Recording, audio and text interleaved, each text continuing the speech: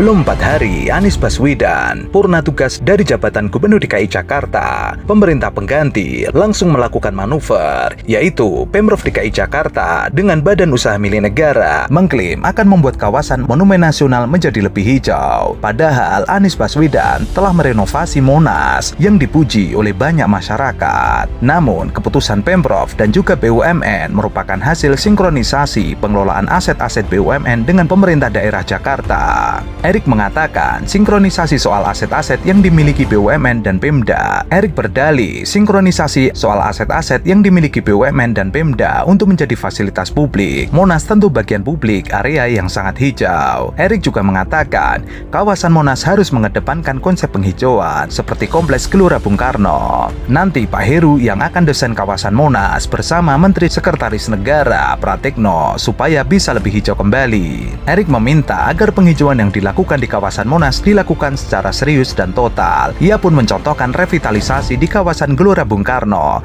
yang menurutnya tampak lebih baik dibandingkan sebelumnya. Hijau itu jangan tanggung, kalau di Senayan Komplek GBK bagus. Sementara itu PJ Gubernur DKI Jakarta Heru Budi Hartono mengatakan bakal berkoordinasi dengan Mensesnek selaku Ketua Komisi Pengawasan Kawasan Medan Merdeka. Nanti sama Mensesnek karena itu milik pemerintah pusat. Untuk diketahui, kawasan Monas direvitalisasi oleh mantan Gubernur DKI Jakarta Anies Baswedan pada 2019 lalu. Meskipun mendapat kritik dari sejumlah pihak, nyatanya akhirnya banyak orang percaya bahwa Anies telah merenovasi Monas dengan baik. Para buzzer terus menyerang sejumlah pohon yang ditebang untuk memuluskan aksinya, yaitu menjatuhkan Anies Baswedan. Menurut para buzzer, diberi data soal total ada 205 pohon ditebang demi membuat plaza atau alun-alun beralaskan beton. Namun informasi tersebut ternyata hoax karena Anies Baswedan telah menanam 2 kali lipat. Bahwa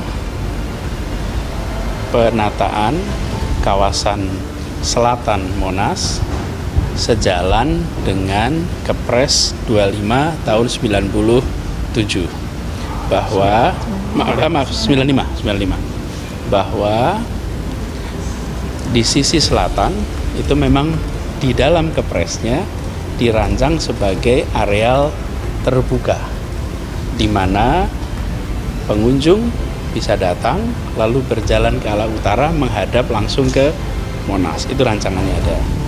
Nah, di dalam Kepres 25 tahun 95 ada gambaran umum yang lalu oleh perancang dibuat gambaran sesuai kondisi sekarang.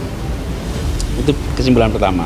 Yang kedua adalah Komisi Pengarah menghargai upaya DKI untuk melakukan penghijauan kawasan selatan Monas. Karena kawasan selatan Monas itu sekarang digunakan oleh tempat parkir dan digunakan taman parkir ITI dan Lenggang Jakarta. Yang itu semua nanti akan menjadi kawasan hijau. Yang selama ini terbuka itu justru menjadi hijau. Itu yang kedua.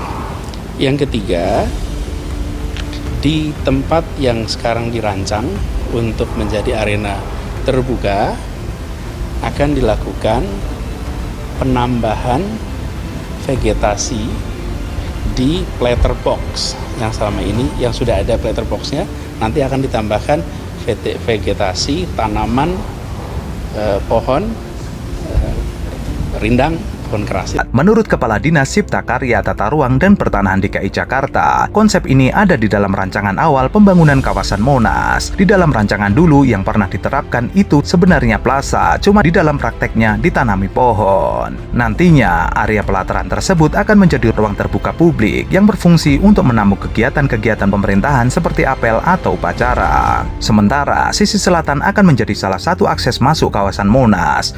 Pohon-pohon yang ditebang kemudian akan dipindahkan ke sisi lainnya di kawasan Monas, termasuk ke bekas lapangan parkir Ikatan Restoran dan Taman Indonesia. Revitalisasi Monas sempat dihentikan beberapa waktu lalu, sampai akhirnya revitalisasi dilanjutkan dengan catatan Pemprov DKI Jakarta harus menanam kembali pohon dengan jumlah minimal 3 kali lipat dari yang ditebang. Anies Baswedan telah melakukan hal tersebut, bahkan 10 kali lebih banyak, seperti membangun taman-taman. Pejabat sementara Gubernur DKI Jakarta Heru Budi Hartono kembali menggunakan pola kerja mantan Gubernur DKI Jakarta Basuki Cahayapurnama. Ibu ini keterlaluan. Saya dengan ibu baik-baik. Ibu kalau buang sampah di tanah ibu sendiri, bayar saya, mau nggak ibu? Ibu mau nggak? Ibu buang sampah di tanah ibu, bayar saya, mau nggak? Hal ini terlihat dari acara Heru Budi yang menggunakan anggaran non-budgeter yang tidak masuk APBD untuk membersihkan monumen nasional. Pola kerja Ahok kembali dipakai, menggunakan anggaran non-budgeter yang tidak masuk APBD. Penggunaan anggaran seperti itu rentan terhadap penyelewengan dana. Diketahui, pemerintah Provinsi DKI Jakarta berencana memandikan monumen nasional pada 2023 mendatang. Pembersihan dan restorasi tugu bersejarah setinggi 132 meter di Gambir diproyeksikan memakan ongkos kurang lebih 10 hingga 18 miliar. Meski memakan ongkos tidak sedikit, namun restorasi Monas tidak menggunakan anggaran pendapatan belanja daerah DKI Jakarta. Memang biaya itu tidak dianggarkan dalam APBD. Proyek ini diongkosi dana dari koefisien lantai pembangunan atau Corporate Social Responsibility. Kalau untuk pembangunan APBD 2023 memang belum tercover karena memerlukan biaya yang cukup besar, tetapi untuk pelaksanaannya nanti dimungkinkan menggunakan sumber dana seperti SP3L, KLB, dan CSR. Itu yang sedang diusahakan. Bukan hanya itu saja, untuk diketahui kawasan Monas direvitalisasi oleh mantan Gubernur DKI Jakarta Anies Baswedan pada 2019 lalu. Meskipun mendapat kritik dari sejumlah pihak, nyatanya akhirnya banyak orang percaya bahwa Anies telah merenovasi Monas dengan baik. Para buzzer terus menyerang sejumlah pohon yang ditebang untuk memuluskan aksinya, yaitu menjatuhkan Anies Baswedan. Menurut para buzzer, diberi data soal total ada 205 pohon ditebang demi membuat plaza atau alun-alun beralaskan beton. Namun informasi tersebut ternyata hoax karena Anies Baswedan telah menanam 2 kali lipat. Menurut Kepala Dinas Cipta Karya, Tata Ruang dan Pertanahan DKI Jakarta, konsep ini ada di dalam rancangan awal pembangunan kawasan Monas. Di dalam rancangan dulu yang pernah diterapkan itu sebenarnya plaza, cuma di dalam prakteknya ditanami pohon. Nantinya area pelataran tersebut akan menjadi ruang terbuka publik yang berfungsi untuk menampung kegiatan-kegiatan pemerintahan seperti apel atau upacara. Sementara sisi selatan akan menjadi salah satu akses masuk kawasan Monas.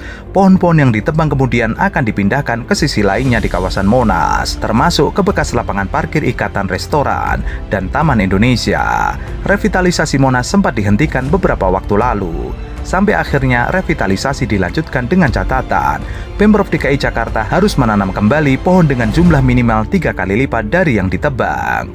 Anies Baswedan telah melakukan hal tersebut, bahkan 10 kali lebih banyak, seperti membangun taman-taman.